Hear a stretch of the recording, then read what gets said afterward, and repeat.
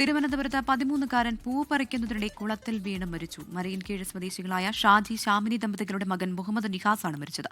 വെള്ളറട മലയിൻകാവിലാണ് ദാരുണ സംഭവം. ഷഫീദ് റാവുത്തർ ചേരുന്നുണ്ട് തിരുവനന്തപുരത്ത് നിന്ന്. ഷഫീദ്, അപകടമുണ്ടായത് എങ്ങനെയാണ്?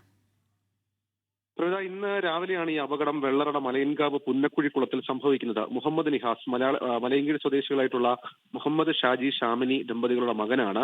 സഹോദരനും സുഹൃത്തിനുമൊപ്പം ഈ കുളത്തിൽ പൂ പറിക്കാൻ വേണ്ടി ഇറങ്ങിയതായിരുന്നു. എന്നാൽ കുളത്തിന്റെ ആഴമേറിയ സ്ഥലത്ത് വെച്ച് കാൽ ചെളിയിൽ പുതഞ്ഞു. ഒപ്പമുണ്ടായിരുന്നവർ രക്ഷപ്പെടുത്താൻ വേണ്ടി നാട്ടുകാരെ വിളിച്ചെങ്കിലും ജീവൻ രക്ഷിക്കാൻ സാധിച്ചില്ല. മൃതദേഹം കാരക്കോണം CSI മെഡിക്കൽ കോളേജ് മോർച്ചറിൽ സൂക്ഷിച്ചിരിക്കുകയാണ്. ഈ കുളം 3 മാസങ്ങൾക്ക് മുൻപാണ് കുന്നത്തുകാൽ ഗ്രാമപഞ്ചായത്തിൽ ചെറിയ കൊല്ല വാർഡിൽ 1 കോടി രൂപയോളം ചെലവഴിച്ച് നവീകരിച്ചെന്നാൽ ഇതിന് വേലിയോ സുരക്ഷാ ജീവനക്കാരോ ഇല്ല എന്നുള്ള ആക്ഷേപം ഇപ്പോൾ ചർച്ചയായി ഉയർന്നിട്ടുണ്ട്. പ്രവിധ. ശരി, തിരുവനന്തപുരത്ത് നിന്നുള്ള വിവരങ്ങളാണ് ഷഫീദ് റാവുത്തർ നൽകിയത്. ലോകത്തെവിടെയായാലും ഏത് സമയത്തും 24 വാർത്തകളും ഓഗ്മെന്റഡ് റിയാലിറ്റി പാക്കേജുകളും എക്സ്പ്ലെയിനറുകളും വിശദമായി കാണാൻ ഞങ്ങളുടെ YouTube ചാനൽ നിങ്ങൾക്ക് സബ്സ്ക്രൈബ് ചെയ്യാം.